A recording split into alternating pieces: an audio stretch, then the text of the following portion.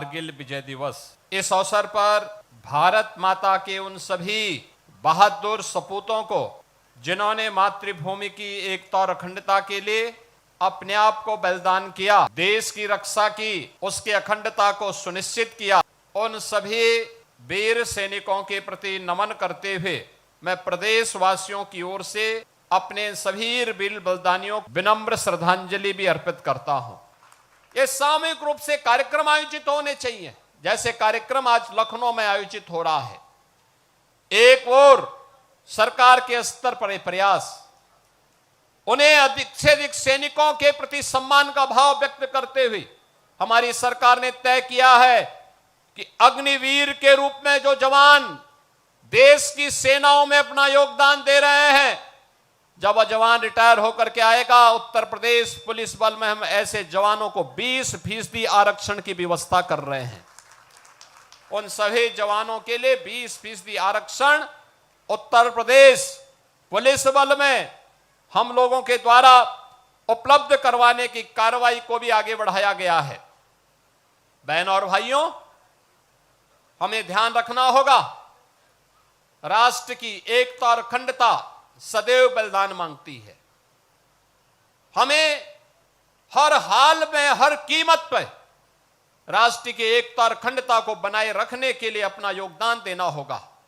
आज अगर हम चैन से सो पाते हैं, समृद्धि के मार्ग पर आगे बढ़ पाते हैं, विकास के इन नए नए आयामों का लाभ ले पाते हैं, आधुनिक सुविधाओं से अगर हम लोग आज के दिन पर लाभान्वित हो पा रहे हैं, तो इसका कारण है क्योंकि भारत के वीर जवान भारत की सीमा में सम और विषम परिस्थितियों का सामना करते हुए देश की सीमाओं की रक्षा कर रहे हैं। उनके द्वारा किए जाने वाले योगदान के कारण हम देश के अंदर प्रगति के इस लाभ को अपनी आंखों से देख पा रहे हैं। एक तरफ बढ़ता हुआ भारत, एक नई ताकत के रूप में उभरता हुआ भारत, नए अपने शौर्य और पराक्रम के लिए देश और दुनिया के अंदर अपना लोहा मनाने वाला भारत। ऑपरेशन सिंदूर के माध्यम से भी आपने भारत के शौर्य और पराक्रम को देखा होगा। आपने देखा होगा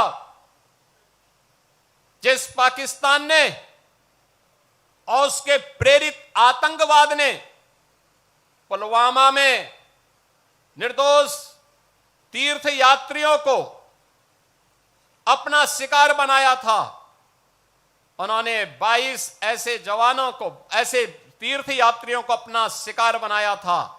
उस पाकिस्तान को सबक सिखाने में भारत के बहादुर जवानों को और भारत की सेना को 22 मिनट भी नहीं लगे। पाकिस्तान के आतंकी कैंपों को तहस नहस कर दिया। प्रधानमंत्री मोदी जी ने यही कहा था कि पुलवामा में जिसने भी दुस्साहस किया उसको इसकी कीमत चुकानी पड़ेगी। और फिर आपने देखा होगा इस बार भी पाकिस्तान चिल्ला चिल्ला के अमेरिका के पास पहुंच गया था। भारत एक मोर्चे पर कई देशों से लड़ रहा था, कहीं तुर्की के द्वारा, कहीं चीन के द्वारा और कहीं दुनिया के अन्य देशों के द्वारा भी उसे सहायता दी जा रही थी। लेकिन उस सब के बावजूद भारत की बहादुर सेना के सामने पाकिस्तान की एक नहीं चली और अंततः उसको समर्पण करने के लिए मजबूर होना पड़ा था, ये बहादुर सैनिकों के नाते।